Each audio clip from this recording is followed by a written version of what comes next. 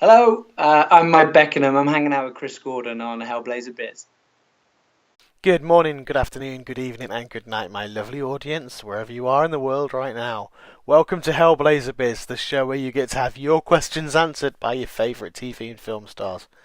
Hellblazer Beers is brought to you along with the BS Podcast Network and also the Britpod scene. So get yourselves onto those and find out and listen to some amazing podcasts out there as well. Do you love listening and watching Hellblazer Biz? If so, I'd really appreciate if you could help to keep the show alive by becoming a patron. For as little as $1 a month, you can be part of the show. Find out more at https://patron.podbean.com/hellblazerbiz or click on the Become a Patron link on hellblazerbiz.com. Thanks for all being part of the show. Today I'm happy to bring to you a fantastic interview with a great actor, chatting about many things including his upcoming roles in Homeless Ashes, Pegasus Bridge, Redwood and Blacksite. I'm proud to introduce to you Mike Beckingham.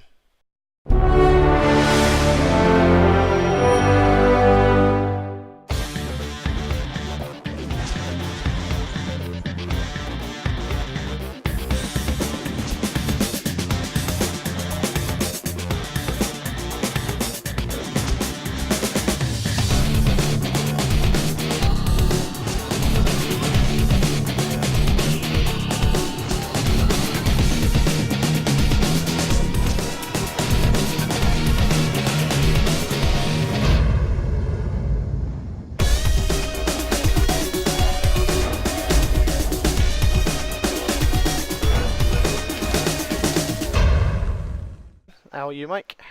Yeah, very well, thank you. Very well Good. indeed. Yeah, lovely. I appreciate you coming on, so thanks for accepting. Pleasure, pleasure. Cool. I was kind of bringing you on. I mean, I've seen your name banded around a few times, and in pro in some projects that you've got coming up, which, we've just been talking about, I'm actually was a big advocate of the Pandorica movie last year with Tom Payton, and I know you're actually in two of his features coming up. I'm not sure how much of one of them you can talk about, probably not, because it's very early stages. It But is. yeah, I'll try and prize something out of you later on about All that. right, mate. Yeah. You can try. I'll try. But then, both. I mean, those both productions look great, and if they're anything, if Pandoric is anything to go by from what I've seen and of Tom's work, they'll be fantastic to watch. Well, we hope so. That's what we're aiming for. I think. It was as we spoke about earlier, it was a Pandorica screening that where I met Tom, and Mhm.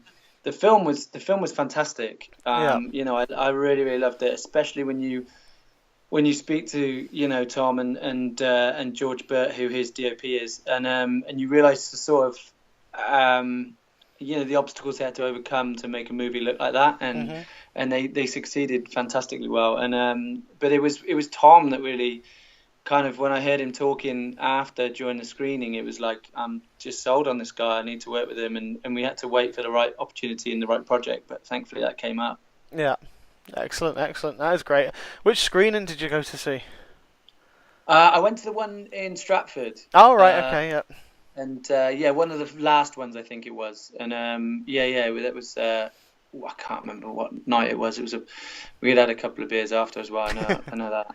Yeah, no, they're great. I think it was Pwllheli in North Wales I went to, so it was like the premiere. They brought me along. Yeah, I'd brought everyone on the cast and promoting, so I've got to say it was one of those moments where me, as a fanboy, walked in and it was just like, oh yeah, look at, because I was stood in the queue outside. These people had paid all their VIP tickets and everything, yeah, and I'd been invited for the day to go see them and meet them because obviously they were near my home, and wonderful. that was good enough for me. But then I was stood waiting in the queue to go in to see the film, and Luke De Silva walks out and he goes, "Come on, Chris, mate, come on!" Arm round me, walks me in, sits me with all of those guys. Sits them, introduces me to everybody from the bar with Mark Zammit and Tom and everyone and Sounds like George. Luke. And so yeah, and so just sat down at the bar together then and watched the film together. So I was watching all these VIP people in front of me, and I was like, "Ha! Look who I'm with." And it sounds right, Luke grab you and take you to the bar. That's normally what he Yeah, does. Very, very generous yeah, man. very very generous, very down to earth people as well. So it's Oh, immensely. yeah. I mean, that's a good thing. I mean, I'm a huge supporter of indie film and indie TV, and I think it does deserve. There's some fantastic stuff being made, and being put out there, especially British cinema as well. There's some really good stuff coming. Oh, I think so too. I think we're going for a golden era of it, and I think when you realize what someone like Tom Payton can do on a budget that he's got, yeah, it's just mind blowing. It Yeah. really is. It's incredible. It just impresses me every single time I read, more about what's going to happen or what we've got planned and stuff. And I'm like, I don't even know how you're going to do that. But Yeah. he knows. He just knows. It is. He's got a very, very good vision. I think he said about Pandorica that the budget for his entire film was probably cost less than the food budget for the Star Wars Force Awakens. Yeah, I reckon so. And he produced a brilliant film. Yeah. Not a short. He produced a full feature film and also, patented it and put it in as a theatrical release. It's incredible what him and the team achieved on that. It's just amazing. It is definitely, and I say we'll be talking more about his films later because there's two others that are coming out. Uh, we'll try. Well, I know we can talk probably more about one than the other, so we'll get on to Possibly, that. possibly. Possibly again. Yeah, it's still not fully revealed yet, so we shall see. I won't get you in trouble with Tom. Thank you. I appreciate that. Cool. So my first real question is kind of how did you become an actor in the first place? What was it that made you decide that this vocation was a calling for you? It wasn't. I see. I think that a lot of what you kind of get into when you're older is influenced a lot by what you go through as a kid. You tend to find that anything that has an impact on you as a child tends to stay with you to your adult life. And Yeah. from the age of 3 years old, I can remember sitting on my driveway and saying, I just know what I want to do. I want to be an actor. I knew that I was there by myself, just talking to myself, which I did tend to do when I was younger. I was a bit weird. But I think that stemmed from, I have two older brothers and a cousin that was, so one of my older brothers is in the industry and my cousin was also in the industry. And from when I can remember, we were messing around on a camcorder, writing TV shows, doing stop motion capture, impersonating neighbours' characters. So from when I can remember, I've always been in front of a camera, and it's where I'm most comfortable. And I just, as I grew into an adult, it was never something that I thought to myself it was never that I wanted to just dip my toe in the water. I knew fully well that this was going to be my life, and I was committed to it wholeheartedly. That's really, really good to hear, and it's something I think a lot of different. I'm very lucky, Chris, in so much as I've found something that I truly, truly love. It's the most important thing to me in my life, and for me to find that at such a young age is extremely, extremely lucky. And when you do find it, it's amazing. And when people will know that if they find it a little bit later on in life, when you do find that thing, and it just ignites you as a person, and yeah, it's certainly special. Excellent. And it's true. I mean, I'm 42. What year are we in? Yeah, 42 No. this year. I'm this year, and so it's one of those things. I did acting when I was in school and stuff like that. I loved it, the musicals, and I was in there. I was a pantomime dame at uni, Right. and that was No. that. To be fair, that's probably the Brilliant. best thing I've ever done in my life because it was pure comedy genius. Those two of us. Yeah. I think I was You Dame. just let your inhibitions go. Yeah? It was, yeah. There was Dame Trot and Mother Hubbard. So we had a good laugh at that. And What did you think of La La Land? Just talking about musicals. it was all right. I don't believe the hype. There was a lot of hype about it, and it was good. It was well acted. Yeah. But I just think I didn't like the personally. This is obviously and it's probably Of going to course, damn but me it's fully entitled to opinion, mate. damn me for life. I just thought it was very self-gratifying, and the storyline was very much a self-gratifying. This is Hollywood. Oh look at us, type of thing. Which I guess that's what it's designed for. It's just to show what the kind of life is. But it was very depicted very well because you've got people from different areas of life, and and the struggles that actors actually do go through in a Hollywood environment. Most of the time you're working as a waitress or a waiter, or in that. It's a lot of the time, 98% of actors at any one time are unemployed from an acting job. Yeah. So in that respect, it was good. I just thought it was a bit a little bit contrived, but the singing was superb, and the spectacles. I mean, that opening scene as well, with the opening song on the cars and the motor. That, to be fair, cinematography, as from a cinematography point of view, was beautiful. Yeah. But I mean, for me, it was. I mean, I haven't seen many musicals, and because my background is oh, that many musicals, but I saw La La Land, and it did. It personally blew me away. I yeah, thought, so as you mentioned there, from a technical standpoint, um, the way it was shot, the fact that Damien Chazelle's 31 years old. I love that Gosling and Stone were just so raw. mm, They weren't polished singers and dancers. They were grafters, and that is some. And then there wasn't such a typical ending. The guy didn't get the girl got another guy, and it was just. I just felt that it just, for me, it just worked. But I think you're right in so much as I think what makes it wonderful as well is that it divides opinion, and yeah, that's why I wanted to ask you because you're fully okay to say exactly what it is that you felt about the movie. On the same flip side, I saw it from and actually really really loved it, and yeah. that's the wonderful thing about what we do is that you're entitled to that, and I think it's important that you share that, in the way you did do. I think it's good. Yeah, definitely, definitely, and it shows that it wasn't. It must have been a good movie to actually be able to have those different opinions. Because Absolutely, yeah, I think that's healthy. it is. It's good because if everyone likes it or everyone hates it, then it doesn't really give a No, general full opinion. But if to get that reaction of some like, I mean, I didn't hate it. I no, just no, no. just had But that that's opinion there that I just thought in some parts it was just like, fair but enough. speaking of musicals for raw talent was you should watch Les Miserables if you've not seen it because I love that musical anyway from the stage. I'm obviously very aware of it, but I've not seen it yet. Yeah, No. because that Which one's version?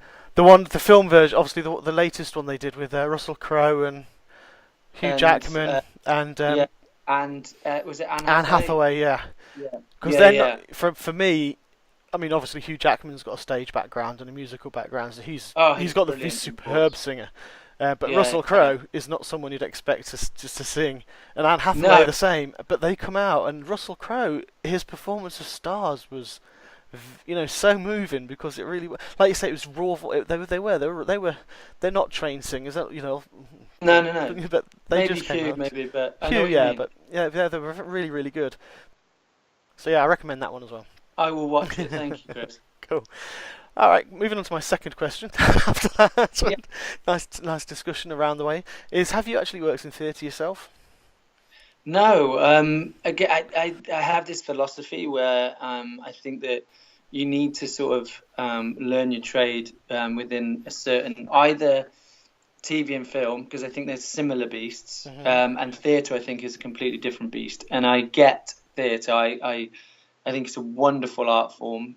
And the immediate energy that you get from an audience and the fact that you're reeling off 20, 30 pages of script in an act or whatever with no cuts, Hmm. I think is wonderful. But I need to get to a certain level in film before I start to make a sideward step to theatre because a lot of people, like for example, think that Benedict Cumberbatch was a big film star before, or he was a film star before he came big in film. He wasn't. He was massive in theatre, Yeah. and then made the sidestep to film.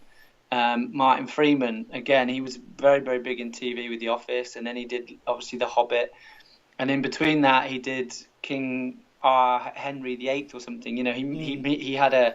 He did a play in theatre. And I kind of think that I need to get to a certain level in film and TV before, but I would love to do a play. I think it would just be so amazing to do. I think, yeah, yeah, like I say, I do get it. I do get it definitely. Yeah, we've got two stalwarts, Ian McKellen and Patrick Stewart, who've done that as well, aren't they? Look out, their active film careers, but Great they've example. spent 30, 40 years on the treading the boards Yeah, themselves. yeah, yeah. Great example. So no, not yet, but certainly something I'd look at doing in the future. All right, excellent, excellent. That, sorry, I just I had a follow-on question for that, but that's kind of knocked it out of the way. Okay, so That's fine. No, it's okay. Uh, what would you say is how do you get into a character for a role? How do you prepare yourself when you get to a? it it depends on there's not it's not so black and white. I don't think. I mean, Mm. everybody has the reason why I asked the question is everybody has their own preparation and things like that, and I have my own prep.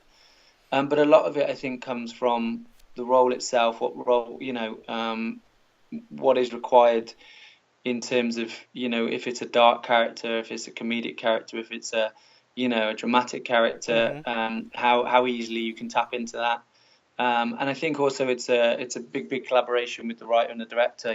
If I think you need to use them as a soundboard as much as possible to, ascertain, one, what flexibility they'll give you as an actor, but also just where what they see as the direction they want the character to go in, and then try and mold it from there. But it's very varied, that, and very sort of, there's a lot of different grey areas, I think, that you can, in order, you can sort of go into without kind of answering that straightforward. I think for me, Hmm. it just completely depends on the role, and obviously who the director and the writer are, and what they would like from the actor, All from right, me. cool, fair enough. No, that's great. Like you say, I mean, I've spoken to quite a few actors now, and you do there is a different way, and everyone answers that in their own individual way, and it's great because it's not, you can actually learn from it. As I say, like I was saying before, now I'm getting back into this kind of thing. I mean, when you said before, finding something later in life that you actually enjoy, is Mm. I've worked in IT, which I'm not going to knock it. It's been great paying the bills, and I enjoy the actual process work. But this, Mm. since I've started interviewing, I've found something that the passion Just, drives. just Yeah, yeah, it's just immediately there. I mean, I've got an idea for a TV show for this, which I'm hopefully working on this year to try and turn it great, into that. And but you're right. There's that there's that kind of drive in there. And when I speak to you guys, I unashamedly say that I'm picking up the tips and learning and trying to learn from how great. all the different answers that you give to see how it could fit in and how maybe I could Yeah, actually absolutely. improve myself from learning from you guys. And That's brilliant. That's brilliant to hear, man. cool. Yeah, Simon Barry Brisbois, he's in Canada. He sent a question over. Okay, He just like to know. Simon, Canada is the one country that I haven't visited that I really want to visit. So please tell Simon, if he has a room to put up, I'll definitely come and visit him. Excellent. There you go, Simon. I'm a big animal person, so I want to see a live grizzly bear in the wild because they fascinate me. So Oh, I'd love to that's do one that as well. reason why I really want to go to Canada. Yeah, I've got friends in Colorado, and I want to go and see them purely because It's I a want to go and see beautiful the bears country. Mm. And Yeah, yeah, and I've got a cousin in Canada. Like you say, I've never been. It's but yeah, it's nature. I just adore it. So yeah. It's a beautiful country by what I can see, and yeah, wonderful people. So yeah, I would love to go. excellent. All right. That's all right. The question is who are your favourite filmmakers that you'd love to work with? Oh, blimey, yeah, that's a good one.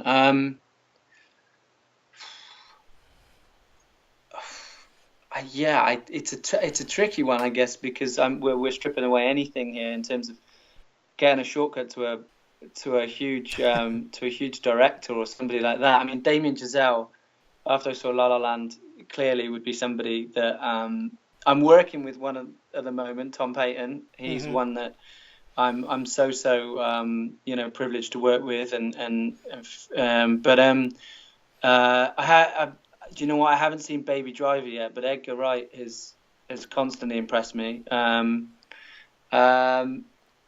Look at blimey, another director, Patty Jenkins. Wonder Woman. Yeah. I mean, there's so many right now. It's very tricky. I would work with pretty much anyone if we were on the same, if it was the right project and we were suited to each other. Absolutely. Definitely, definitely. And like you say with It's a good question. yeah, yeah, it is. And like you say with Patty as well, I think they've just broken all the barriers of Hollywood, haven't they? Where It's wonderful. you can't have a female lead movie where it's just a female led Ah, movie. You can't have a female, and they've just had a female director and a female lead and basically movie and with a smashed feminine it. character and smashed every box office around the world. I think It's it's wonderful. It's wonderful, wonderful to see. yeah, definitely, definitely. And Baby Driver's one. It's on my list to watch as well because you're right, Oh, Edgar I've is heard lots of good things about it. So yeah. yeah, I need to go and see that. But I like how I saw a tuition on YouTube, and I don't want to get behind the camera. I'm a full blown actor, and Mm. that's how I'm very very happy with that. That completes me. But when I see I saw this thing on YouTube how Edgar Wright directed his films and the different techniques he used, and I was like, wow, there's so much that goes into that side of things, Yeah. and I was kind of really glad that I looked at it because he's obviously a fantastic director. Oh yeah, definitely. I mean, I know him mostly from obviously the Cornetto trilogy, which Yeah, which brilliant ones there as I'm well. familiar with. Yeah, yeah, I can imagine you are. Tom Payton's my sort of Edgar Wright, so that's what I bill him as. Excellent, excellent. Well, he is. I mean, Tom's. After meeting Tom and knowing him as well, he is. He's got that. Like we spoke before, he's got the inspiration there, and he's got that a personality and a vision that he can. He doesn't have to push it on people. He just, you can breathe. You can just sort of breathe in and Yeah, get it it's a from him. He's wonderful just. way of saying it. It is. It's a great way to, great thing to have, and great artistry. He really has. So, kind of moving on from Simon's question, then I'll move on to another one. Thank you, Simon, for your question, brother. Yeah, thanks, Sorry, Simon. mate. Sorry. Any who are your favourite? Any actors or any other sort of people that you'd love to work with? I'll just throw that one in now. Yeah, I'm a big fan of the two actors that I look at are Ryan Gosling as one, or and Tom Hardy. I like very much. I like their role choices. I like how I think they constantly try and put themselves out there and test themselves. I think it's wonderful. Obviously, DiCaprio's, Constantly outstanding. We were having this conversation. I honestly don't think you can think of a bad film that DiCaprio's done. I think pretty much anything he's been involved in or led, it's been fantastic. I think Emma Stone's another wonderful character actor. I really like Rachel McAdams. She's fantastic. There's so many. I think Gary Oldman. God, I could just read them off. Dangerous Den.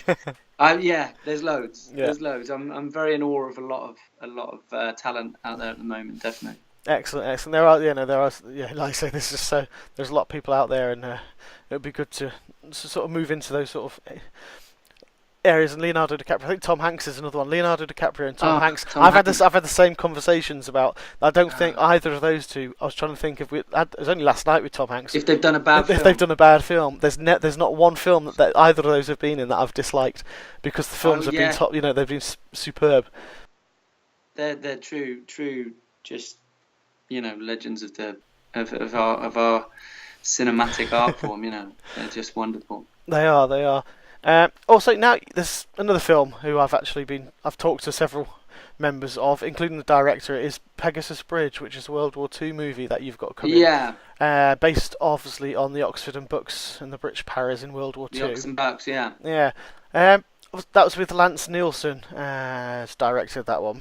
That's right, yeah. And created it. And it's also got Jake Francis and Mark Zammit, who's a friend of the show, who've been on it. Yeah. What character do you play in that? I play a guy called Corporal Jack Bailey, who basically the story is really sort of the battle at Pegasus Bridge through a microscope, which hasn't been done before. It's Lance wrote the script. It's a fantastic script, and basically sort of the crux of it is that there's two leading characters, the two sort of I don't know the best terminology to use.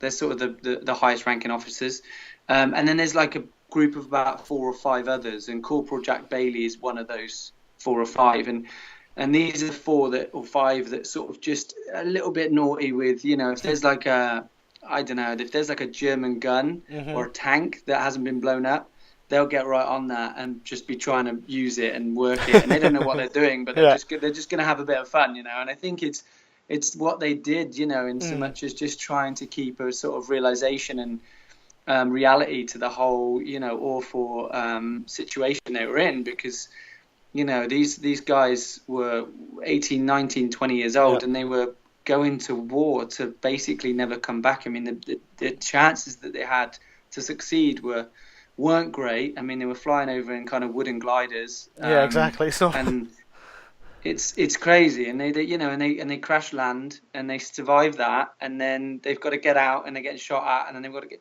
and just to make it to the bridge was an achievement.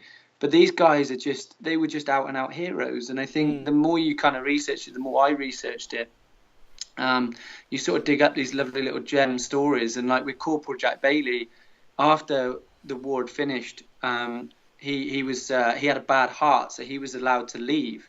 But he didn't want to leave. And they Right. were like, well, no, Jack, you got to leave. So he was a bit, peeved by this because it was all he ever knew back then. Yeah. That was all that generation ever knew. And he left. And then what he did was he tore up his medical papers. He went down to the next battalion down the road and went, "Hi, I'm Jack Bailey. I want to sign up." And they were like, "Have you got any medical problems?" And he's like, Yeah. "Nope." And they allowed him straight in, back in again. He had a perfect excuse to come out of the army. Then he had a bad heart, Yeah. but no, he was braver than brave, and he went straight back in. It was just, yeah, just little things like that. Were wonderful to read about. And that must be a different thing again, because in a slightly different way to prepare for a role such as that, the guys you're portraying were real life guys. They went, these were actual veterans. So it's a kind of Completely. really hard. I guess that's really, really hard to sort of give the justice It's a to lot. the character. It's A lot of pressure. Yeah.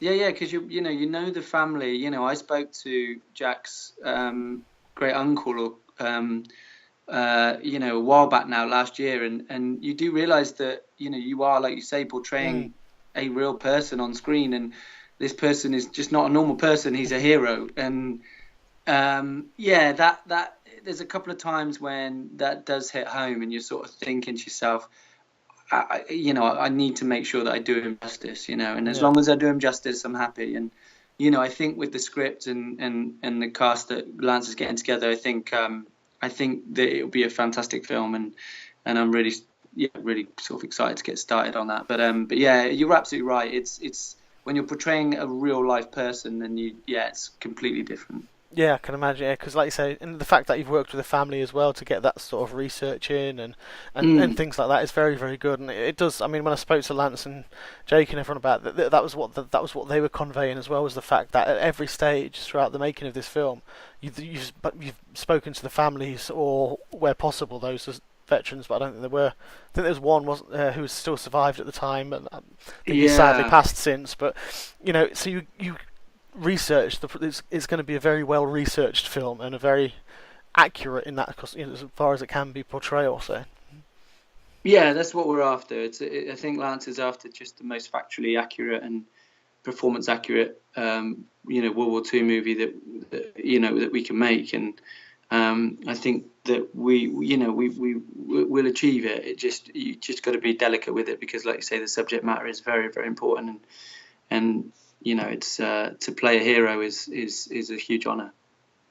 yeah, definitely. And what you said there as well.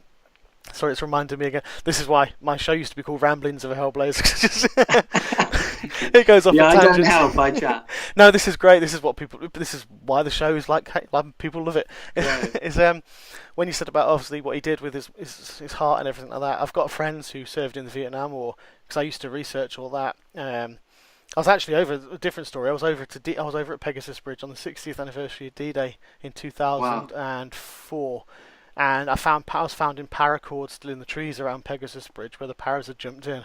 So you could still find stuff like that. That was amazing, and pretty surreal. But yeah, my friend in Vietnam, he'd got hit. Something went wrong. So I can't remember the actual full story behind it. I think claymores had gone off and lightning struck them and just exploded. And he was sat there, and he'd been torn up there, torn down here. His hand was all mangled, but he sat there, with his good hand, or no, with his bad hand, pushing himself back, pushing whatever was coming out in, with a shotgun in the other hand, and he was still shooting into the tree line. And they came and said, "Right, it's your time to go," and he was like, "No." He goes, "There's others worse. I'll stay." And they basically had to drag him back into the helicopter, and he had oh god. I think it was 20 or so surgeries, maybe more, in a year following that. But he was so desperate to get back. After a year, he was straight back. He went back to Vietnam because he didn't want to let his friends down. And he literally, I mean, he's had plenty of surgery since as a result. Yeah, He literally was. He was, they said his hand was mangled, everything was down there. But when you're in that situation, I think there's a camaraderie. That's what I was trying to get at. There's say we're definitely in World War II, and I think definitely in that sort of scenario, there's a camaraderie between people there, and you don't want to, they're your family at the time. You don't want to let them down, and you do see that, and you see that a lot. What an incredible guy your friend is, I mean, yeah, I mean, yeah, I think that's it as well. It's we're going to work when we get closer to shooting. We are going to work very closely together to ensure that we do have that camaraderie, and that togetherness, and that hopefully will come across on screen, because that's exactly as it is. They only had each other, and Yeah. unless you're in that situation, which I hope none of us Well, will yeah. be, Hopefully, touch wood. through no choice of our own. Hopefully, we don't get to. I mean, to go through what they went through and what your friend went through. I can't put into words just how brave that is. I just can't. Like, this is it. The more I hear stories like that, it's just the more it just kind of like, wow, Yeah, wow. is it? I mean, they've written a few books. Some of them have written books about it as well, and obviously that's how I got to know. I read the books. I used to reenact, you see, so I used to reenact their Yeah. unit. They were the 101st Airborne LRPS, Long Range Recon Patrol. And Okay. physically, I mean, I was a lot lighter then, but still, I wasn't the same sort of shape as those guys were. So Right. I'd written off to one of them to ask permission to do it. If they would mind if I reenacted and portrayed their unit. And within about an hour and a half, I had 9 or 10 emails because they'd spread the word from all these different veterans who wrote back and just said they were so honoured that anyone would want to remember them, because no one Amazing. and they've sent me patches. They've sent me which they took off the only uniforms they brought back, and I mean, Yeah. some of them were made out there, velvet ones, and obviously for insurance they're worth like 500-600 quid. Some of them, and they're little handbooks, things like that. They just they were just Yeah. so grateful. And I had my first ever interview was a chap called. If you've seen We Were Soldiers, I'm sure you've seen that one. Mel Gibson one. Sorry. The Mel Gibson one. Yes. Sorry. Yes. Yeah. Yeah. The character Barry Pepper played in there, the combat photographer guy. That's right. Yeah, my first interview was with the actual the real guy, the real Joe Galloway. Oh wow. Yeah, it was for That's incredible. a history teacher friend of mine was doing Vietnam in his school over in Doncaster. So I said, well, I've got a couple of Vietnam vet friends. I've always wanted to speak to them like this, and so he still uses those interviews in his classes to teach, which is great. Amazing. It was really good. That's amazing. Wow. Because they've got such stories, I think, which of heroism, that I think people like us, obviously, you've researched it, so that we just can't comprehend, because it's you say, it's a situation that we could never. I know I could never foresee myself being in. Touch wood, we never will be. But what's lovely is it's got lovely. People are really generally interested and support. When there's projects like this that come about. I mean, Pegasus has got, I think, over 30,000 likes on Facebook already, and really they've not started rolling a camera yet. But the support for the genre, because they understand that there's just, as you say, just the sheer bravery of these guys, and it did hit home when we went out to Normandy to do a recce, to sort of look at some of the places, and you see these gravestones, and they've got the names of the these soldiers, and then it says age 18, age 19, captain age 24, and it's like, what? Like, that's just, I just can't get my head around it. I really can't. I think it's incredible. It is. And you can't help, and then that's another thing, going back to you can't help but get moved when you see that as well, because I don't think there was a dry eye when we walked around, and some of the British cemeteries, that there were gravestones fused together, and I can feel myself thinking about it now, because they fused together because it was a tank crew, but it was so horrific they couldn't separate or identify, so they just fused the gravestones together, and that was obviously, it was just heartbreaking just to think, especially when you say these people at 17, 18 years old, and you're just like, you had your whole lives ahead of you, but what you gave everything. Yeah, everything. You gave everything. So we could, I love the phrase, they gave their tomorrow so we could have our today. Yeah, which is so true, and like you say, when you're out in Normandy and you visit in these places where it actually happened.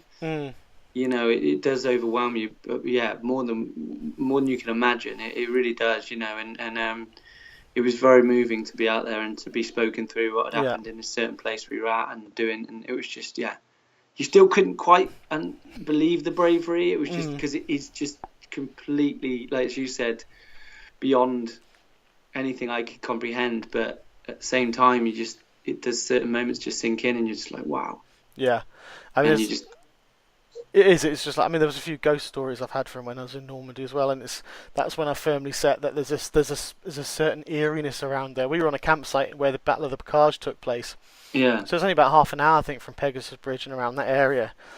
But the campsite, I won't go into the whole lot, but there was one. Just one. There's so many things happened. I tell you, Mike, it was unbelievable.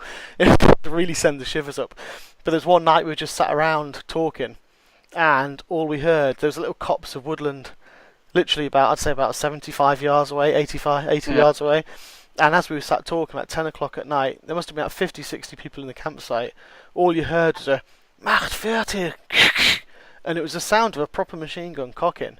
And obviously, the reenactors we knew because we know what the and everyone just sort of looked up on the campsite and looked to this copse of land. Everybody had heard it. Everyone heard it. Everyone heard the shout. And "Macht fertig" is "make ready" in German, so it's like get your guns ready.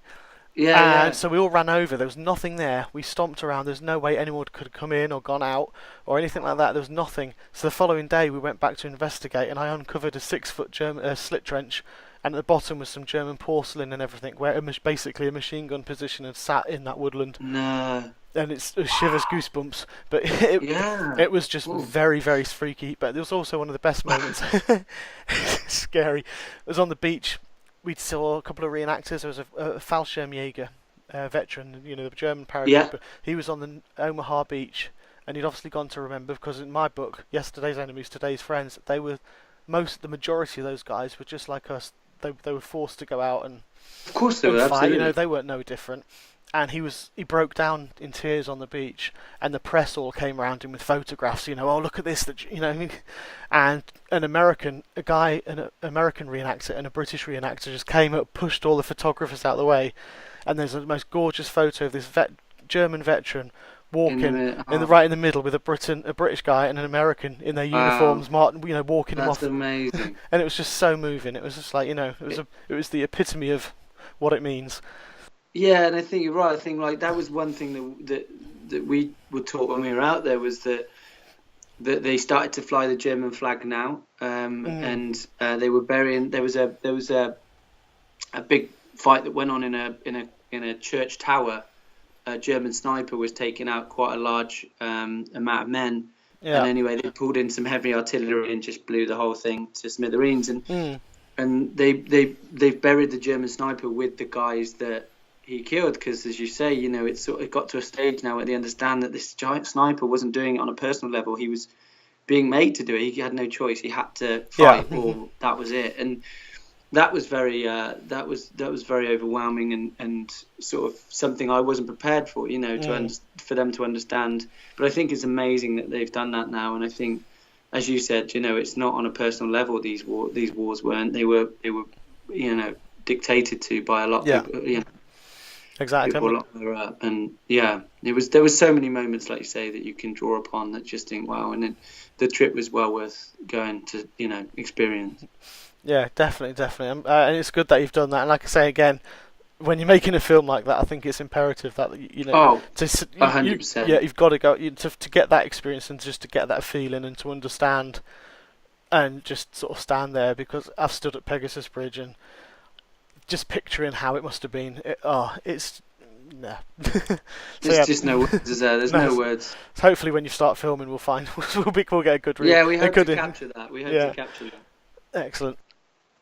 Excellent. Okay, moving on now. I mean, you've got a couple of other films as well. Homeless Ashes, I know you've done recently. That's with Mark Zammit. You've worked quite a lot with him. Yeah. Yeah. Quite a lot of Mark, What's Homeless Ashes about? I know I've mentioned it briefly with Mark before he started. I think it was an idea of his when we first talked about it. Yeah, I've been a little bit detached from the script at the moment. I don't know if it's gone through a rewrite, but when I was talking to Mark about it, it was about a homeless kid called Frankie, and obviously his trials and tribulations of growing up in a world where pretty much you have no friends and everything is against you to a degree, and it's about finding yourself and under some traumatic experiences and yeah, so it's got a wonderful cast attached to it, and I know they start shooting in August, towards the end of August, I think, from what I can understand. Yeah. But yeah, it's a kind of like a feel good discovery movie, but with the raw subject matter of obviously the very serious issue of homelessness all over the world, which can sometimes be overlooked. So I think it's to obviously bring awareness to it as well. Yeah, and it is very, from what I've seen and what I've read about it, and like it's another brilliant film to sort of to highlight that sort of, and like we said earlier, these independent films, they've got so much meaning behind them, and they're just brilliant films to actually for people to Mm. watch and to understand, what's going on out there, in the world, and like you say, Yeah, especially the homeless situation is just getting out of control, not just in this country, but I mean, you see it everywhere, and it's yeah, so sad when it you hear is. when you see the stories behind it. You've also, as we mentioned before, you've got Tom Payton. We've mentioned him several times here, so he should start Yeah, he should start giving us a bit of a bonus, name name dropping him. Like I said, obviously Pandorica last year, where I spoke to him and met them. You're going to be in Redwood, which is one of the films, I yes, believe. yeah. Is there anything you can? I mean, I know these films are very sort of not in their infancy, should I say, at the moment, and probably quite Well, secretive. Redwood's finished. We've had a test screening with Redwood. That's right, you have Um, recently. Yeah, it was a comic. There was a Sci-fi yeah, Weekender that's right. in Wales. Yeah, that's the one I met them And last year. Oh, you're gone.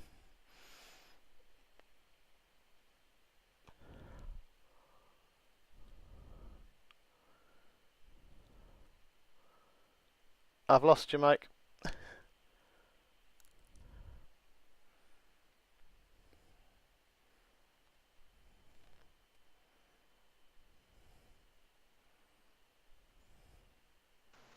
Hello. yeah, we've Sorry. got you Yeah, back. I Okay, sorry, mate. yeah. So Okay, so sci-fi weekend, you had the sort of the we had a screening which was absolutely incredible. I this was the first time that Redwood had sort of been put to an audience, and it was at a festival.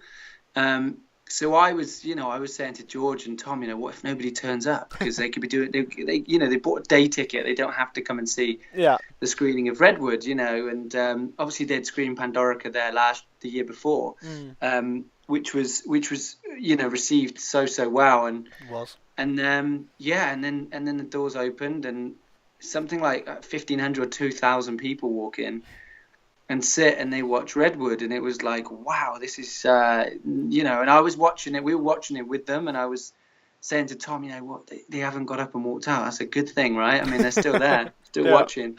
And so it was a huge tester for us, and we had some really lovely, we had a really lovely response to it, which Mm, was incredible.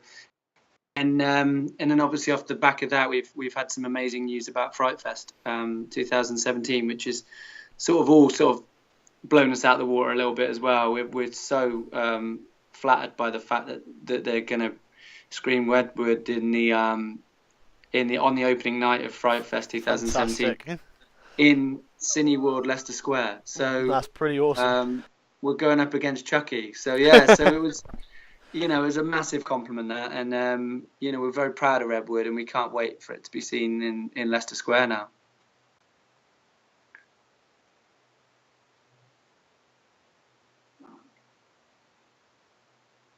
I've just lost you on sound, No, Chris. that's Hang because on, I'm mate. sorry. I got you on. It's my fault. I had myself on mute there, Go. Mike. Sorry.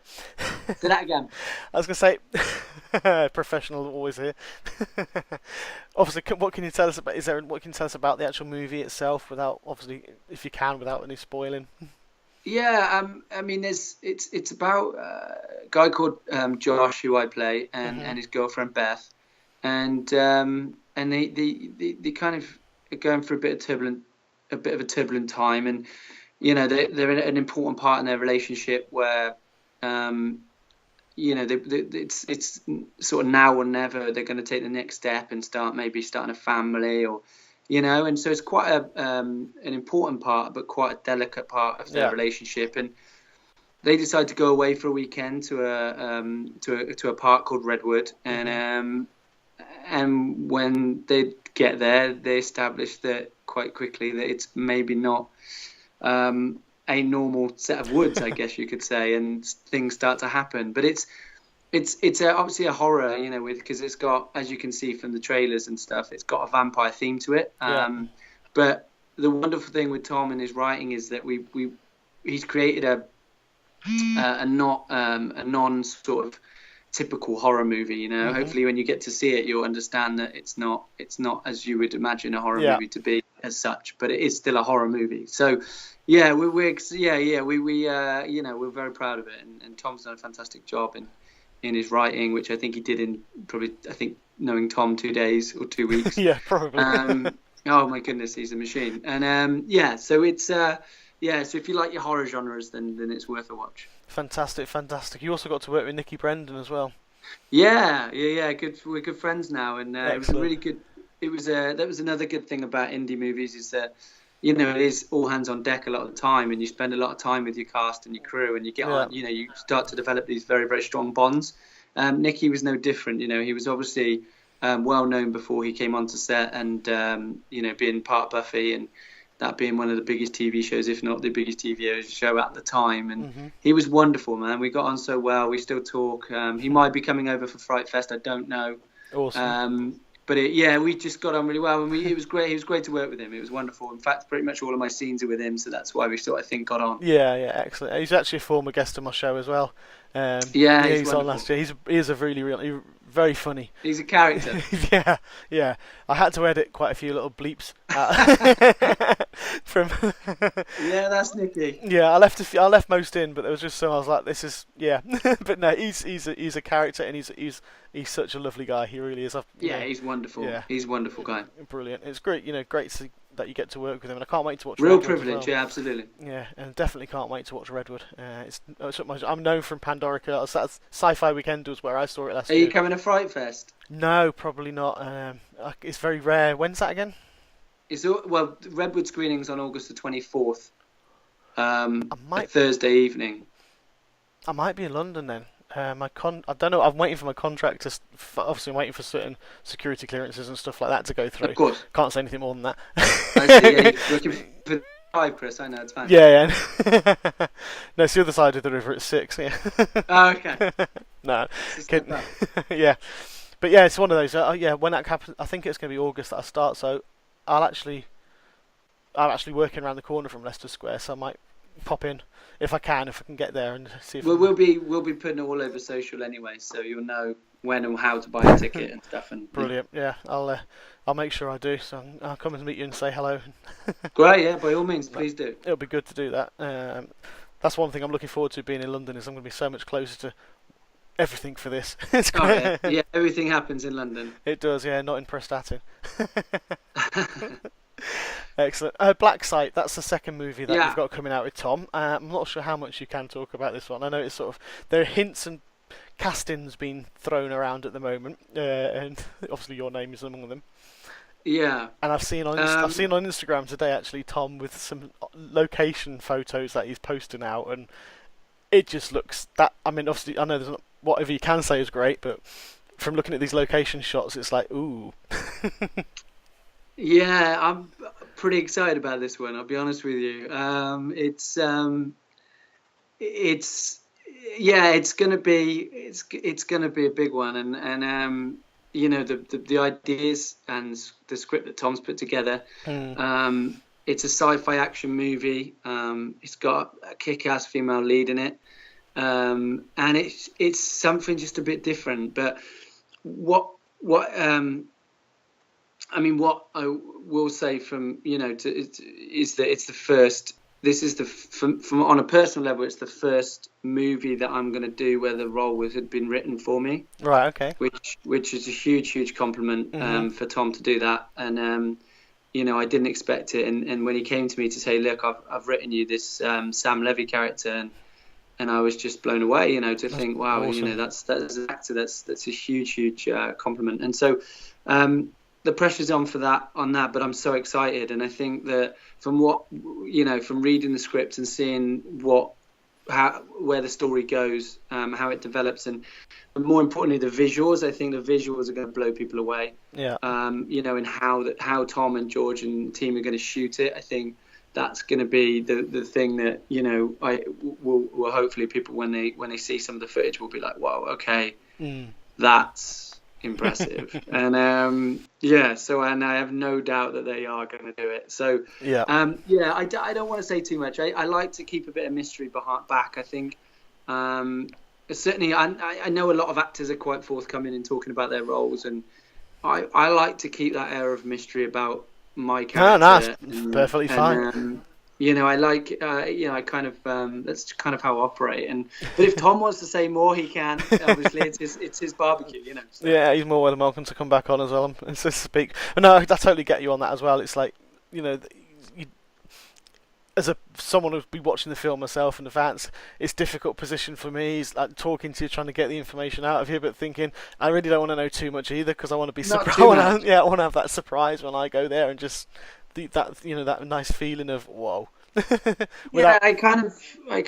like to just keep a bit back and not say too much, and then hopefully you can go in with a clean palette and just be like and take it all in, and hopefully we kind of knock your socks off, and that's the plan. We want to make this as the best movie that we've made, and we're so proud of Redwood, and that's our benchmark now, and we want to try and go bigger and better than that. So it says a lot in terms of our aspirations, but yeah, I'm really excited. Fantastic. I know my wife, she does get annoyed with me for that because, like, the Lethal Weapon show.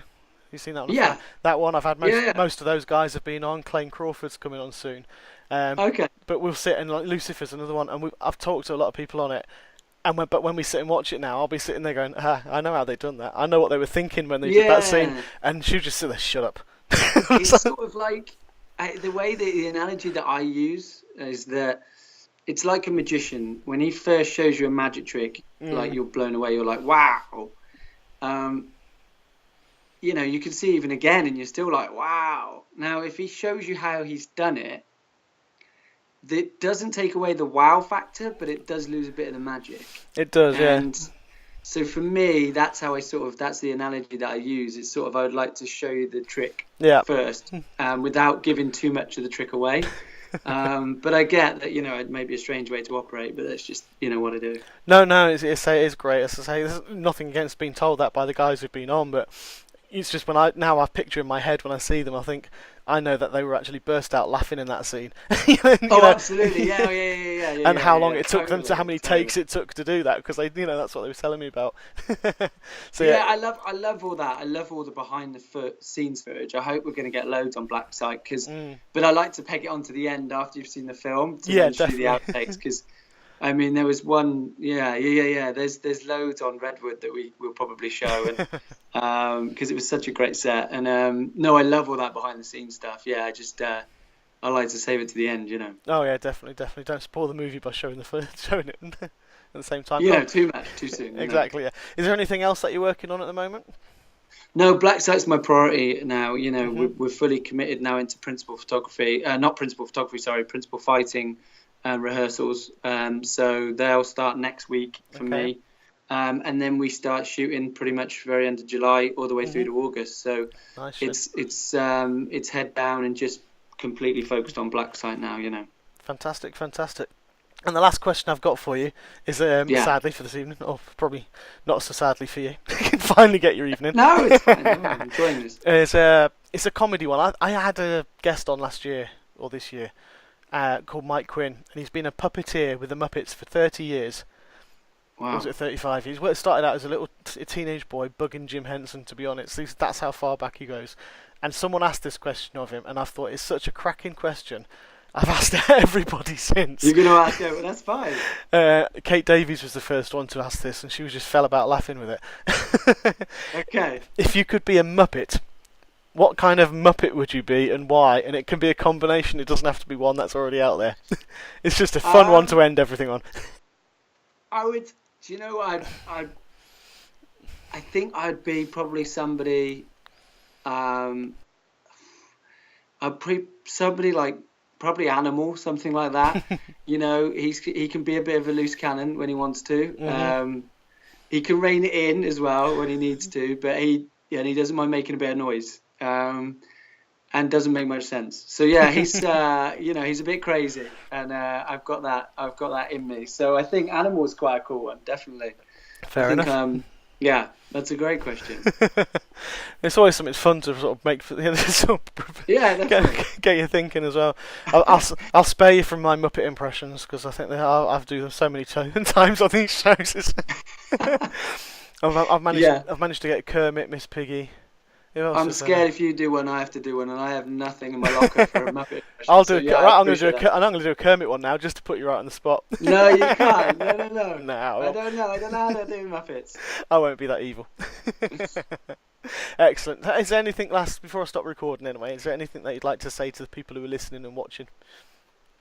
No, other than, thanks so much for all of the support that you show us, and ultimately it is down to you guys that we do what we do, and it's wonderful to be in contact. And like I say, I'm on Twitter at Bexmeister, so please get in contact if you want to ask anything or chat.